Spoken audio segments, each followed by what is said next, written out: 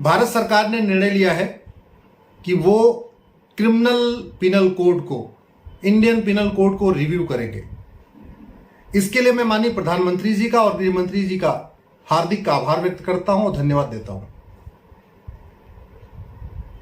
Macaulay ने जो 1860 में आईपीसी बनाई थी, ये भ्रष्टाचार अपराध कम करने के लिए नहीं बनाई थी, बल्कि केवल और केवल भारत के लोगों को गुलाम बनाने के लिए बनाई थी।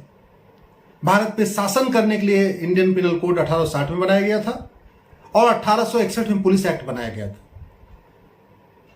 मैं फिर से आग्रह करूंगा माननीय प्रधानमंत्री से, गृह मंत्री से कि 1860 की आईपीसी बदलने के साथ ही साथ 1861 का पुलिस एक्ट बदलना भी बहुत जरूरी है। और ये जो कानूनों का मकड़जाल है, इसको खत्म करना बहुत जरूरी है। जो ये घूसखोरी के लिए अलग कानून, जमाखोरी के लिए अलग कानून, मिलावटखोरी के लिए अलग कानून, कालाबाजारी के लिए अलग कानून, नशा तस्करी के लिए अलग कानून, मानव तस्करी के लिए अलग कानून, लफ्ज जिहाद के लिए अलग कानून, धर्मांतरण के लिए अलग कानून, इतने सारे कानून नहीं चाहिए। कानूनों का मकड़जाल नहीं चाहिए।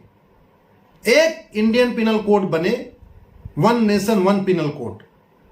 और उसको बनाने के पहले चाइना का, अमेरिका का, सिंगापुर का, फ्रांस का, वहां पे जो कानून चल रहे हैं उनको पहले एग्जामिन कर लिया जाए और उसके बाद एक इंडियन पिनल कोड बने, उसी में चैप्टर वाइज सारे अपराध रख दिए जाए। धर्मांतरण संबंधित अपराध का एक चैप्टर, घूसखोरी के लिए एक चैप्टर, मिलावटखोरी के लिए अलग एक चैप्टर, कालाबाजारी के लिए एक चैप्टर, चैप्टर वाइज होना चाहिए। कानून एक होना चाहिए, one nation one penal code, और उसी में चैप्टर 1, चैप्टर 2, चैप्टर 3, चैप्टर 4 ऐसे करते चले जाए। अभी क्या हो रखा है, एक इंडियन पिनल कोड है और कम से कम 50 अलग कानून भी चल रहे हैं। सोना तस्करी का अलग कानून है, मानव तस्करी का अलग कानून है, नशा तस्करी का अलग कानून है, जमाखोरी का अलग कानून, मिलावटखोरी का अलग कानून, कालाबाजारी का अलग कानून। ये जो कानूनों का मकड़ जाल है, इसी की वजह से भारत में न तो भ्रष्टाचार कम हो रहा है, न तो अपराध कम हो रहा है। चाइना में भ्रष्टाचार पे फांसी की सजा होती है।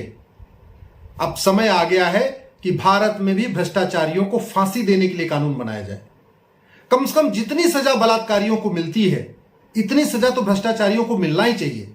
चाहे वो घूस लेने वाला हो, चाहे वो कमीशन खोरी करता हो, चाहे वो जमाखोरी करता हो या मिलावटखोरी करता हो, भ्रष्टाचार भ्रष्टाचार अपराध है। और जब तक कठोर कानून नहीं होगा, तब तक न भ्रष्टाचार कम होगा, न अपराध कम होगा। जब तक काला धन 100% जब्त करने के लिए कानून नहीं बनेगा, बेनामी संपत्ति 100% जब्त नहीं होगी, आय से अधिक संपत्ति 100% जब्त नहीं होगी, और भ्रष्टाचारियों को कम से कम 10 साल की सजा, जैसे बलात्कारियों की है 10 से 20 साल की सजा होती है, और स्पेशल केसेस में लाइफ टाइम भी है, फांसी भी है। ऐसे ही भ्रष्टाचारियों को भी कम से कम 10 साल की सजा हो, 10 से 20 साल की सजा हो, और ज्यादा अगर भ्रष्टाचार करते हैं, जैसे 70,000 करोड़ का कॉमनवेल्थ घोटाला कर देते हैं, या 1,76,000 करोड़ का 2G घोटाला करते हैं, या 1,86,000 का कोयला घोटाला करते हैं, अगस्ता घोटाला करते हैं, पनडुब्बी घोटाला करते हैं, इस टाइप के जो घोटाला करे उसको फांसी हो। अब चाइना में फांसी होती है, कई सारे देशों में फांसी दी जाती है भ्रष्टाचारियों को। यही बात मैं कहना चाहता हूं और मैं आशा करता हूं कि माननीय प्रधानमंत्री जी, गृह मंत्री जी कानून बनाने के पहले दुनिया के सारे कानूनों को देख लें, और जिस तरीके से हम वर्ल्ड क्लास इंफ्रास्ट्रक्चर क्रिएट कर रहे हैं, वर्ल्ड क्लास सड़क बनाने की कोशिश कर रहे हैं, वर्ल्ड क्लास बिल्डिंग बनाने की कोशिश कर रहे हैं, वर्ल्ड क्लास ऑफिस बनाने की कोशिश कर रहे हैं, वर्ल्ड क्लास ऑडिटोरियम बनाने की कोशिश कर रहे हैं, ऐसे ही हमें वर्ल्ड क्लास कानून बनाना चाहिए।